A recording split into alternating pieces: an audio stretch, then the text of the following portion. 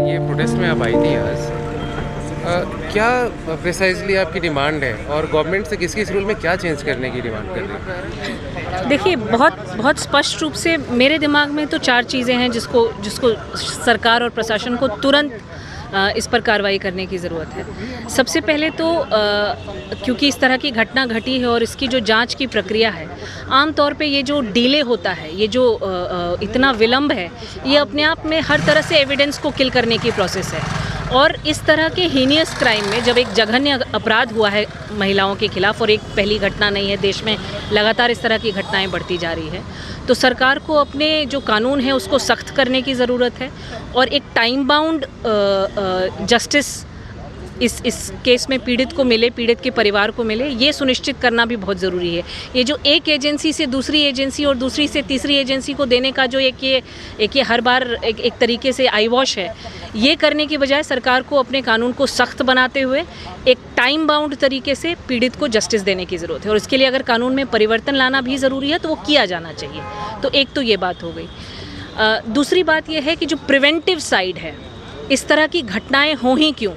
अगर शहर गांव सेफ़ और सिक्योर रहे और जहां पर महिलाओं को ये सोचना न पड़े कि उनको काम करने के लिए, उनको अपने सामान्य दिनचर्या के लिए कहाँ जाना है, कहाँ नहीं जाना है, किस घंटे वो कट ऑफ होना चाहिए कि उसके बाद उनको नहीं निकलना है, इस तरह की परिस्थिति बनाने की बजाय सरकार और प्रशासन और समाज तीनों मिलकर शहर को, गांव को सेफ़ बनाने की दिशा में काम करे। वेल लिट एरियाज़ हों जहाँ पे प्रॉपर सिक्योरिटी की व्यवस्था हो, हर जगह पे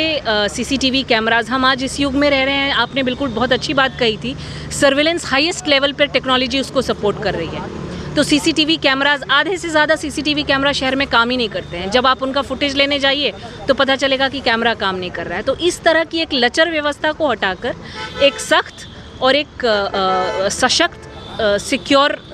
एनवायरनमेंट महिलाओं के लिए होना चाहिए, सबके लिए होना चाहिए, आम नागरिक के लिए होना चाहिए, लेकिन खास करके महिलाओं के लिए होना चाहिए। तो ये मेरी मांग है और इसी को लेकर मैं ध्यान आकर्षित करना चाहती हूँ। क्या ये आपने एक बहुत सही पॉइंट उठाया कि सर्वेलेंस तो है एक लेवल पे, बट कई बार क्या अधिकतर काम नहीं करता। क्या जिम्मेदारी तय नहीं होनी चाहिए जहाँ पे भी घटनाएं होती हैं, अगर उससे रिलेटेड व्यवस्था पहले से है कि सबूत आ सके और सबूत ना मिले, तो जैसा कानून होता है सबूत से छेड़छाड़ करने वाले के लिए, क्या उसी आधार पे या उस तरह के नए कानून बनाकर उनको सज़ा मिलनी चाहिए? बिल्कुल बिल्कुल ठीक कहा आपने, क्योंकि जिम्मेदारी, मैंने अपनी बात में भी ये बात कहा कि एक एजेंसी से दूसरी एजेंसी, पहले आप जो है वो स्टेट की पुलिस के पास जाइए, आप थाने के पास जाइए, थोड़े दिनों में आपको पता चलेगा कि कोई केंद्रीय जांच एजेंसी बीच में आ गई है। इस पूरे चेन में जो एविडेंस किल होता है और अकाउंटेबिलिटी तय नहीं होती, क्योंकि अगर प्राथमिक स्तर पर ही जब पीड़िता या पीड़ित जब अपनी घटना को रिपोर्ट करता है तो उसी वक्त अकाउंटेबिलिटी तय हो जानी चाहिए। अगर जो आईओ है, इन्वेस्टिगेटिंग ऑफिसर है, उससे लेकर आगे ऊपर तक अगर बिल्कुल क्लियर अकाउंटेबिलिटी तय हो कि अगर किसी भी तरह का लैप्स है तो उसके लिए ज़िम्मेदार कौन है और ज़िम्मेदारी लेने के साथ साथ प्यूनिटिव प्रोसेस क्या है, अगर ये भी क्लियरली तय हो, तो मेरे ख्याल से इस तरह की घटनाएं और इस तरह की लचर व्यवस्था जो है, ये आमतौर पे जिसका फ़ायदा, ये लूप होल्स हैं जिसका फ़ायदा आमतौर पे मुजरिम उठाते हैं, तो ये उनके लिए एक किस्म से ये इनकरेजमेंट है कि इस तरह की लूप होल्स के रहते हुए हम तो बच ही जाएंगे। तो